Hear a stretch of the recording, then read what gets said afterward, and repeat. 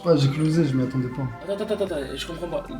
Je te dis, t'as l'air énervé, tu me dis, ouais, je viens de closer. Donc t'as closé, t'es énervé? Tu peux mentir tout le temps à une personne. Tu peux mentir à tout le monde une fois, mais tu ne peux pas mentir tout le temps à tout le monde. Arrête tes bobards, mec. Voilà, en fait, c'est pas mal les appels à 3. Paiement une fois, mon vieux.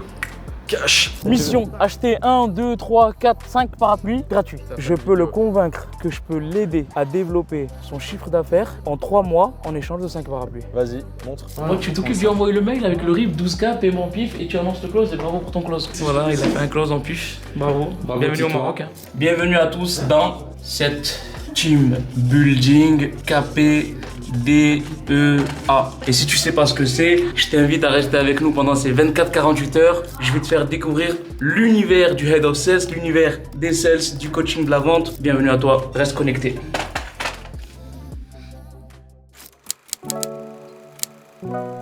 Bienvenue dans le vlog de Rachid, sur la chaîne de Rachid, que nous venons de prendre en otage avec Tanguy, le thé.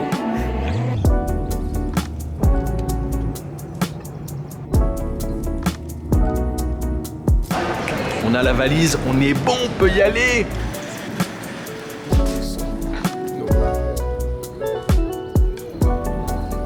Voilà comment Rachid traite sa sales team. Voilà, en la faisant attendre. Bravo, monsieur Akbal. Et comme c'est moi qui suis responsable du montage des vidéos, je choisis ce qui reste, monsieur Akbal. Les collègues. Franchement, ça va, t'es léger. Après, tu voyages léger. Ça va le L. Ça va. Ouais, tu vas? Ça va. Exactement. Rachid Akbal entre en scène. Ça va, Rachid? Mon frérot. Très bien, et toi? Alors attends, moi j'ai un petit truc à faire avant, je vais aller aux toilettes. Tu vois. Comment ça va, l'autre fille? Ça va, tranquille. Qu'est-ce que ça te fait de venir chez monsieur Akbal? Honoré, toujours un plaisir de rencontrer M. Akbal. Toujours un plaisir.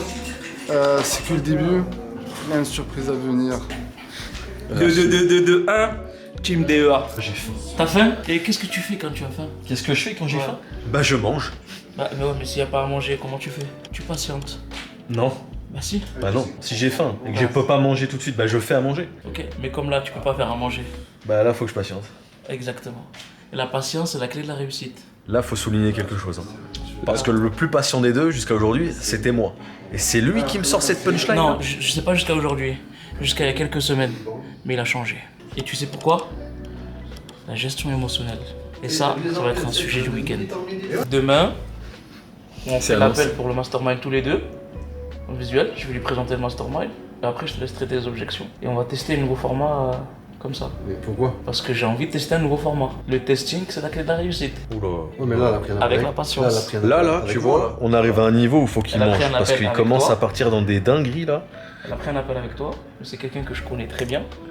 Et donc, en fait, elle voulait que l'appel se fasse avec moi. Et donc, du coup, je lui ai dit non, on va le faire à 3. Et elle m'a dit magnifique. Pourquoi? Parce qu'elle a vu une de tes vidéos sur YouTube. Justin? Et elle a vu ta manière de faire. Et elle a kiffé.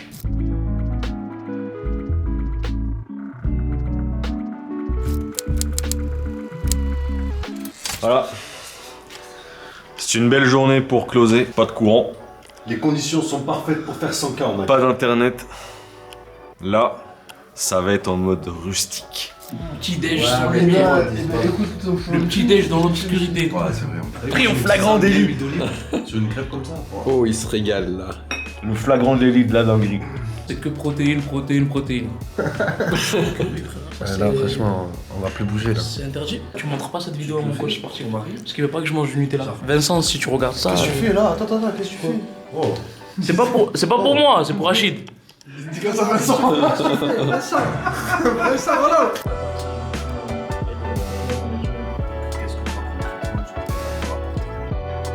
Ok. Enchanté déjà, bienvenue sur cette adresse Stéphane. C'est un profil, comme 80% des profils sur lesquels on tombe, manque de confiance en elle. Sa famille ne lui fait pas confiance. Elle a déjà essayé des accompagnements, ça n'a pas marché pour elle. Et donc, elle est dans la peur totale. Ben écoute, si tu es dans ce cas-là, j'aimerais que tu prennes un engagement envers toi-même. Que tu te fasses accompagner ou pas, que tu nous rejoins ou pas. Prends cet engagement ferme envers toi-même de réussir. Il n'y a pas de plan B, il n'y a qu'un plan A, c'est la réussite. Et si jamais tu te donnes un plan B, le plan B, c'est de s'en tenir au plan A.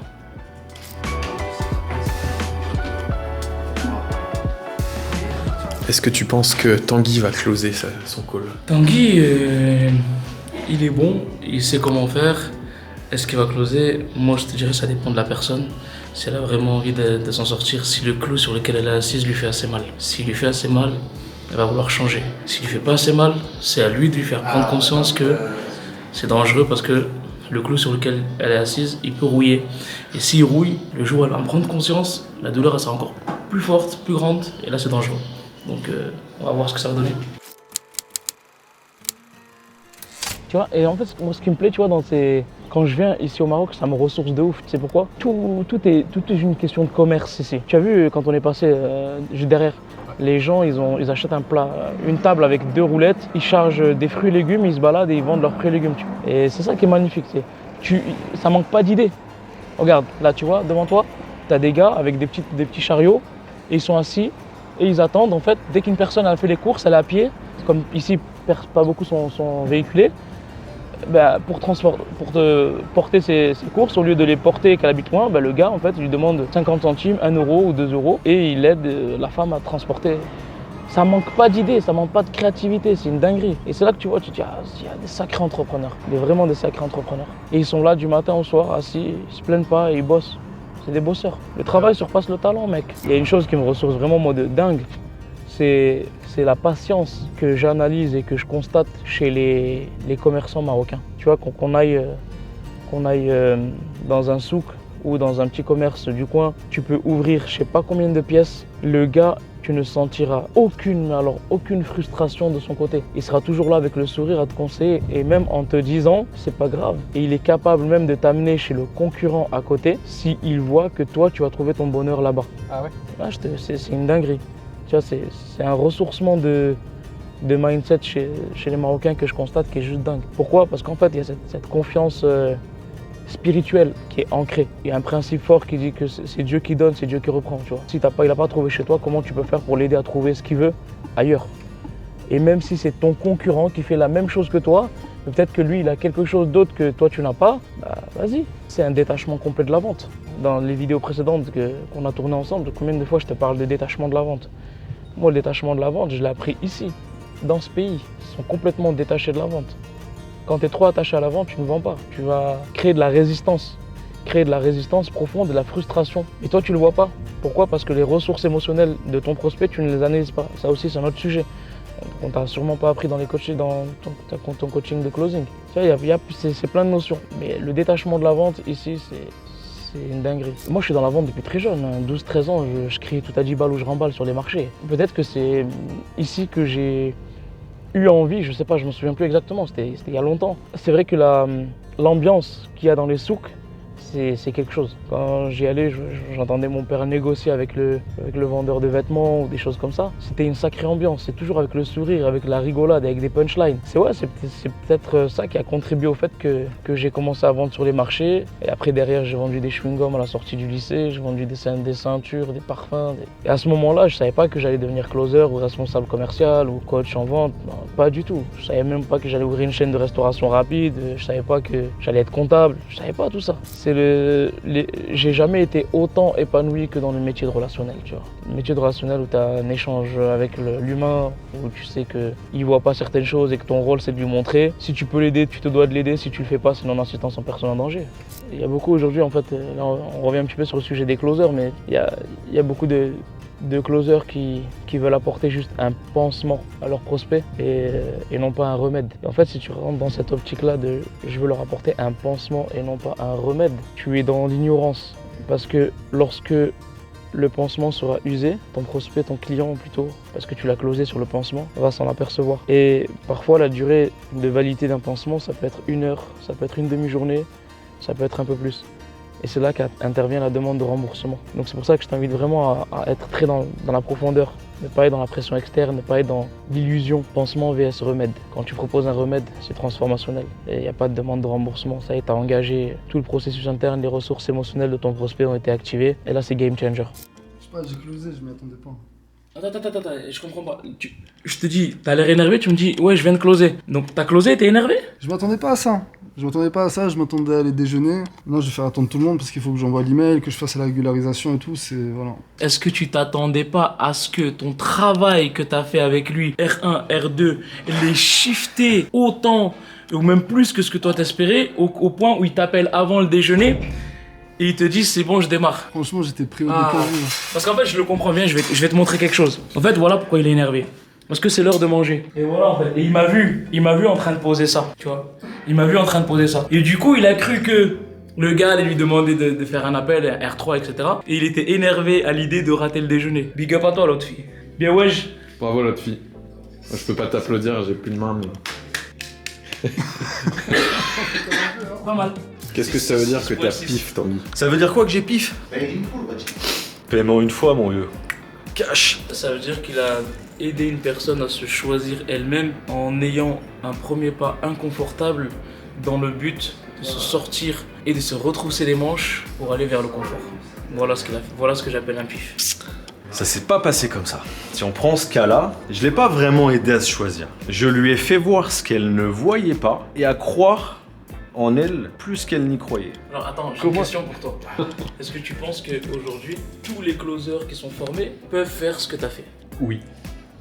Mais ça dépend où ils en sont. Indirectement, tout le monde est capable de faire ce que je fais. Mais pas au même niveau. Il y a 3 ans, j'aurais été incapable de faire ce que j'ai fait aujourd'hui. Qu'est-ce qui fait qu'aujourd'hui t'en es capable? Ce qui fait qu'aujourd'hui j'en suis capable, c'était savoir m'entourer des bonnes personnes, me former continuellement, la grosse remise en question. Et vu que je suis pro de la règle de 3, je vais m'arrêter sur ces 3 points-là. Il me fait trop rire quand il parle, on dirait D'Artagnan. D'Artagnan. Le Pokémon? Ou D'Artagnan avec l'épée? Les deux. Ouais, ils ont un dard chacun. Les deux. Rejoins dans le mastermind. Bienvenue parmi nous. Je t'envoie tout ça dans la foulée et t'as des questions ou quoi que ce soit, on reste en contact sur WhatsApp. Bienvenue à toi. Salut, à très bientôt. À bientôt. Une nouvelle personne qui va impacter sa vie grâce à notre mastermind. Et impacter beaucoup de vies. Voilà, en fait, c'est pas mal les appels à 3. C'est un peu particulier, mais c'est pas mal. C'est un petit peu particulier, mais il y a une figure d'autorité qui rentre en jeu, il y a pas mal de choses, tu vois, la posture c'est pas la même. Ouais, puis moi, là, Et on t'as dit des je trucs trouve que qu'on je se savais complète pas. très bien, tu vois, T'as dit on des se trucs complète que je très savais très pas, bien. moi. Les trucs de Phoenix et tout, moi, je savais pas faire ça. On se C'est complète très très bien. Mais tu lui envoies le mail? Ouais, tu t'occupes d'y envoyer le mail avec le RIP 12K, paiement pif, et tu annonces le close, et bravo pour ton close. Voilà. Ah, mais moi, sur mon. Et je veux sur pas de mon moitié-moitié ou rien du tout, il y a sur tout mon pour toi. CRM, je mets 6. Prends, bravo à toi. Je mets 6. Voilà, il a fait un close en pif. Bravo. Bravo, Bienvenue au Titouan. Maroc. Hein. Bravo Titouan Revel. Non, c'est. Il y a Rachid Akbal. C'est Ratouan. Tu connais Ratouan? Ratouan. Et voilà, une nouvelle journée. D'ailleurs, j'ai un autre call. Non, je suis désolé, c'est parce qu'on refait un activité.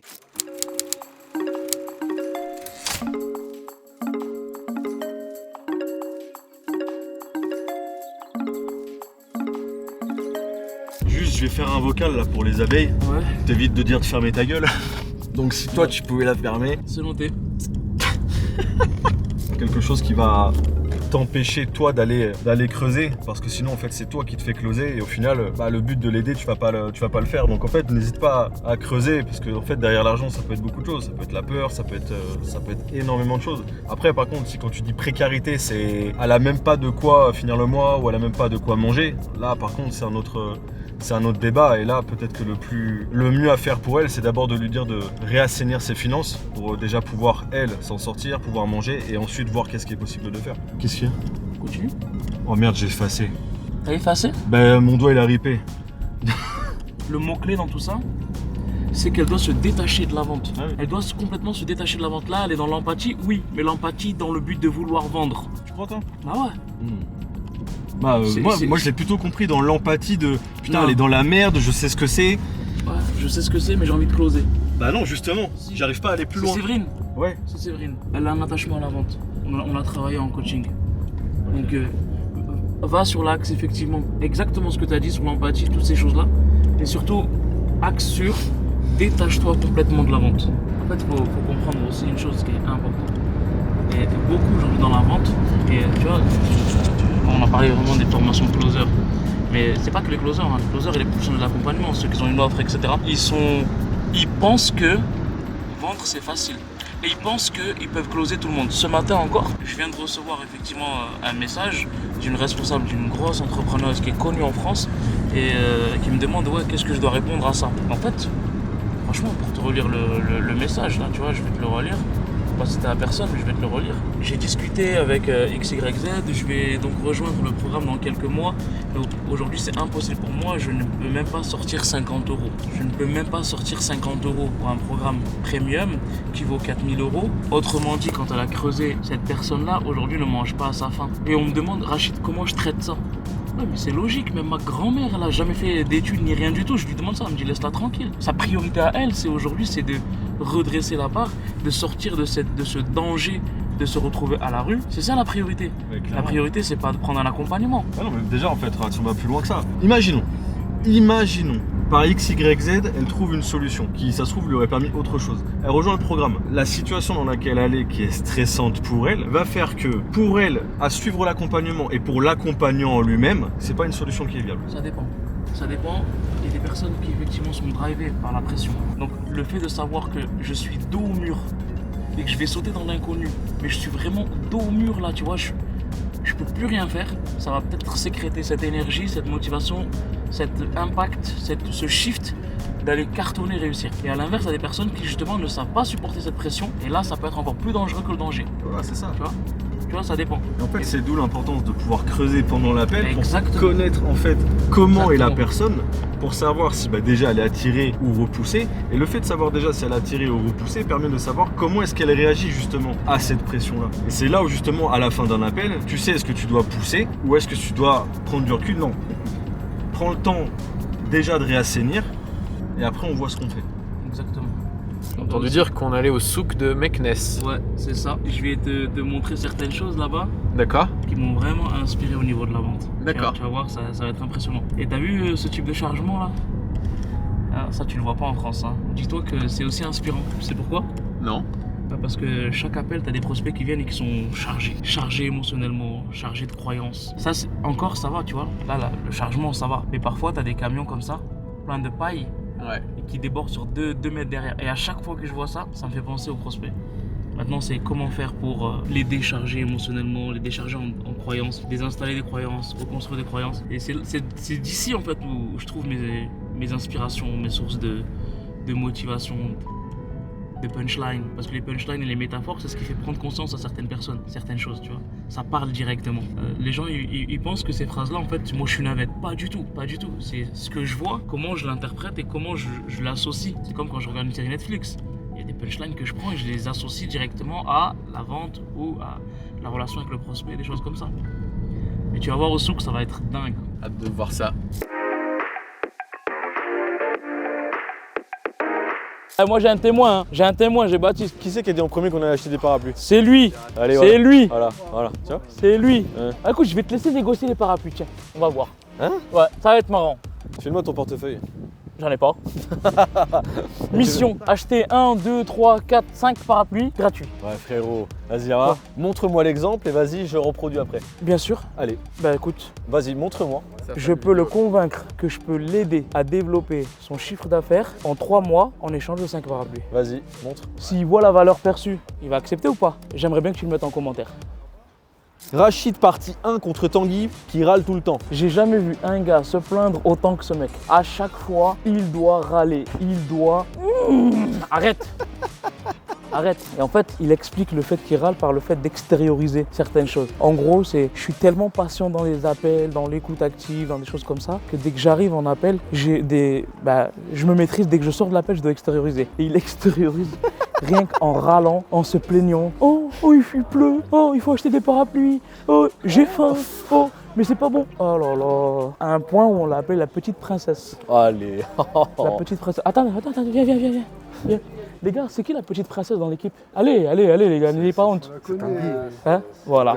Tout le monde le sait. La petite princesse. La caméra, il est là-bas. Voilà. Attends, bientôt ça va devenir une reine. Ouh. Voilà. Tu vois, ça confirme ce que je te disais. Il l'a bien mentionné. Hein. Il a dit j'ai faim, il pleut. Et si, tu vois, je m'exprime, je suis pas en train de me plaindre. Mais pourtant, si, voilà, il le voit comme encore le fait que je me plains tout le temps. Je t'ai pas demandé ton avis, toi. Écoute, Tanguy, tu peux mentir tout le temps à une personne. Tu peux mentir à tout le monde une fois, mais tu ne peux pas mentir tout le temps à tout le monde. Arrête tes bobards, mec. Là, il y a deux options qui s'offrent à moi. Je me dis que si il y avait une bonne organisation, ils auraient prévu qu'on était vendredi et que ça allait être fermé. Bah la deuxième option, c'est que je ferme ma gueule.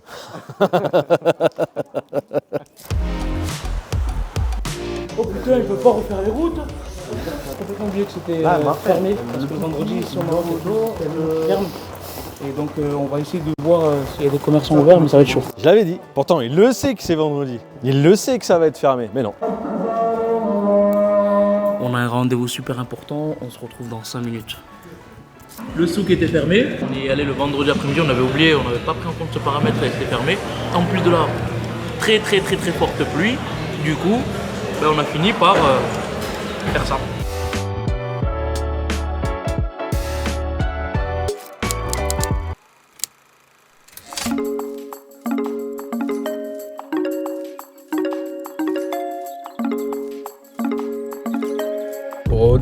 Petit déjeuner. Petit déj pour prendre des forces pour cette journée qui nous attend. Au programme, il n'y a pas de programme. Toujours laisser une place à l'inconnu dans des team building. Et aujourd'hui, c'est spécifique inconnu. On va découvrir certaines choses, on va parler, on va tourner des contenus et tranquille quoi. On est dans un bon cadre, inspirationnel. Il y a du blanc, il y a des feuilles. On regarde les arbres, on dirait on est en automne. Excellent. Bienvenue à Ifrane, c'est la ville suisse du Maroc. Tout à l'heure, quand j'étais sur cette route-là, ce qui est dingue, c'est que tu vois, il y a des gens. Moi, pour moi, la neige, c'est quelque chose de normal. Ouais. Il n'y a rien de spécial en fait. C'est de la neige. Ouais. C'est beau, oui, mais c'est de la neige. J'ai déjà vu ça quand j'étais enfant, gamin. Ouais, je jouais à ça, bonhomme de neige. Et là, en fait, j'ai vu une multitude d'adultes garer leur voiture pour venir en fait. Et tu vois, ils prenaient de la neige dans les mains. C'était quelque chose d'extraordinaire pour eux. Donc quelque chose qui est ordinaire pour toi, peut-être quelque chose d'extraordinaire pour les autres. Et encore une fois, c'est comme je disais, il faut vraiment être dans l'acceptation de tout. Et là, je me dis, ah ouais, je regarde, tu vois, encore une fois, encore une expérience de vie. Quelque chose qui est pour toi normal, peut-être quelque chose d'exceptionnel, d'extraordinaire pour les autres. Et quelque chose qui est extraordinaire pour toi peut aussi être quelque chose de très ordinaire pour les autres. Chacun est différent. Il neige pas souvent ici? Tous les hivers, il neige. Mais tous les hivers, t'as l'impression que c'est quelque chose de nouveau chez eux.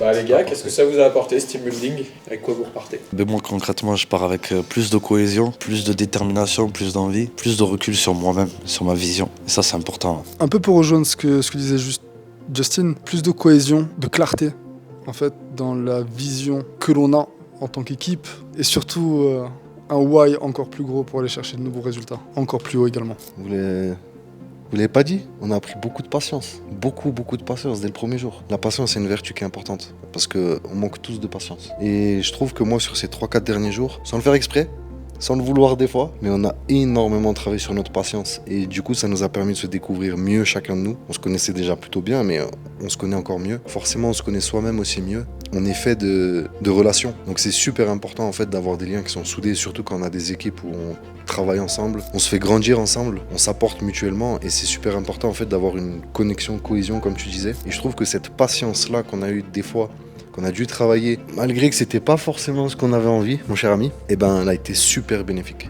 Et donc en fait, des fois, quand t'as des imprévus, des aléas qui font que ça se passe pas comme prévu, t'as prévu 10 trucs à faire dans ta journée, tu peux en faire que 2, voire même tu peux pas les faire, n'oublie jamais qu'il y a des bénédictions derrière ça. N'oublie jamais qu'il y a des enseignements derrière ça. Et travailler la patience, c'est pas agréable, mais c'est nécessaire. Pour ma part, ça a été un team building qui a été particulièrement riche sur beaucoup de points, contrairement aux différents team building qu'on a pu faire, parce que ça a permis de vraiment remettre clairement les idées au clair sur pas mal de choses. Comme on peut le dire aussi, l'église au centre du village et de repartir en fait avec une détermination, avec plus de discipline à mettre en place sur pas mal de choses.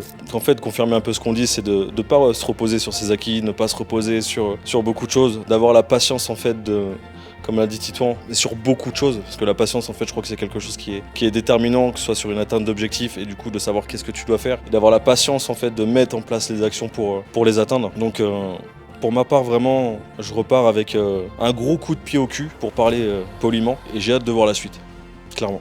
Le mot de la fin, Je suis déjà très contente de vous avoir accueilli, d'avoir organisé ça. C'est mon épouse qui a organisé chaque détail de cette team building, que ce soit la préparation avant, l'alimentation, le logement, tout ça. Donc big up à toi madame. Cette team building, je la traduis en 3 points. C'est connexion, cohésion et connaissance. Les 3 C. On a connecté, on a créé de la cohésion et on a appris à mieux se connaître. Connexion, cohésion et connaissance de soi. Et bien sûr, l'objectif en fait, c'est de comprendre que dans la vente, tout est une question de relationnel. Et c'est pas parce qu'on est chaque fois derrière notre écran qu'on n'a pas le droit de se voir. C'est important. Si tu es head of sales et que tu regardes cette vidéo, ou si tu es chef d'entreprise et que tu as des closers, je t'invite à organiser ce type de team building. Ça crée vraiment cette connexion, cohésion et connaissance de soi.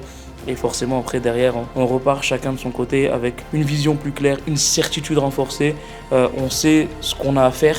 Et c'est parti pour 3-6 mois à fond avant la prochaine team building. On tient aussi à remercier Baptiste qui est derrière la caméra, qui nous a suivis pendant ces 3-4 jours à fond derrière sa caméra, avec des réflexes juste de dingue et des bonnes questions qu'il nous posait et une patience aussi énorme. Je pense que vous n'avez pas pu closer Baptiste sur cette team building. Vous savez de quoi je parle. On retentera tous ensemble à la prochaine team building. Salut tout le monde.